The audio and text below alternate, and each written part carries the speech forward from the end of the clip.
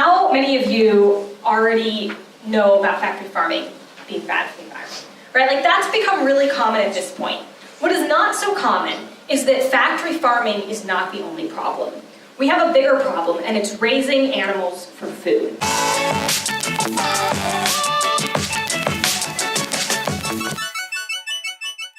Animal agriculture produces a lot of greenhouse gas emissions. And there's a bunch of different studies and different estimates, but it ranges from about 18% to 51% of all greenhouse gas emissions come from animal agriculture. And there are new reports coming out, new studies being done right now, indicating that it might even be higher than 51%. So that's bigger, for sure, than the entire transportation sector, and possibly even bigger than the energy sector, which you hear so much about.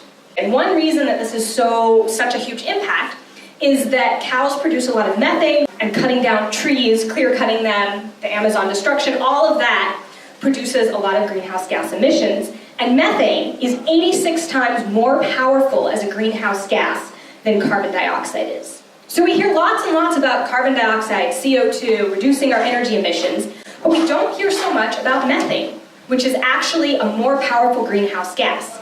It also doesn't last in the atmosphere as long. So right now, today, if we all want to do something to stop climate change, reducing methane emissions has a much more immediate and important impact than CO2 emissions, because they'll continue to persist in the atmosphere for a very long time. Whereas if we stopped producing methane today, the amount of methane in the atmosphere would dramatically be reduced very quickly. So that means that we as individuals have an incredibly powerful choice every single day, 3 times a day, where we are voting with our dollar, choosing what we want to support. But the other thing I want to talk about is this idea that local, humane, grass-fed, free-range is somehow more sustainable. However, this is really a myth. Raising grass-fed cows actually we would have to raise about 30% more cows than we currently have on the planet right now to feed our current demand for meat, grass-fed cows. And that's because grass-fed cows, they don't grow as big as the grain-fed ones. They take longer to grow. So you take more water, more land, more grain, and then they live for longer and are producing more greenhouse gases and methane emissions during this time as well.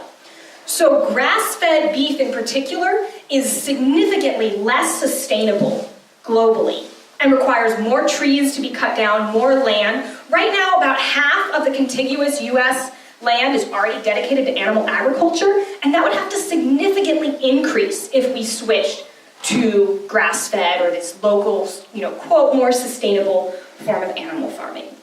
And the other thing I hear a lot is, people like to point to the grass-fed, the local, sustainable, but the reality is that 99% of all animal products out there are still produced with factory farming. So it's a myth even that if it were supposedly more sustainable, that it's something we can point to, because that is not what is being done, that's not what we're consuming and is being used. And if we want to talk about, from any perspective, small family farming, we can't, I often hear people say, well, yeah, but growing grain to feed vegans and all your mass-produced products, that's bad for the environment too.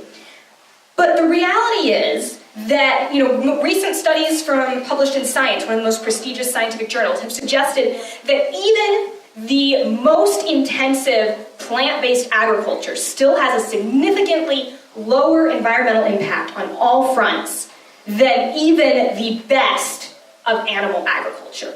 And we also have a better solution, which if we want to improve even our plant farming practices, which we certainly can do, we have something called veganic agriculture. So if you're going to talk about the best of animal farming, we can't compare it to the worst of plant-based farming. We have to compare it to the best of plant-based farming, which is veganic.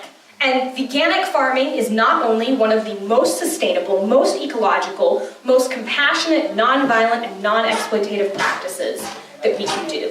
So if we want to revolutionize our ecological system, our environmental system, and our farming system, we should be looking to veganic agriculture.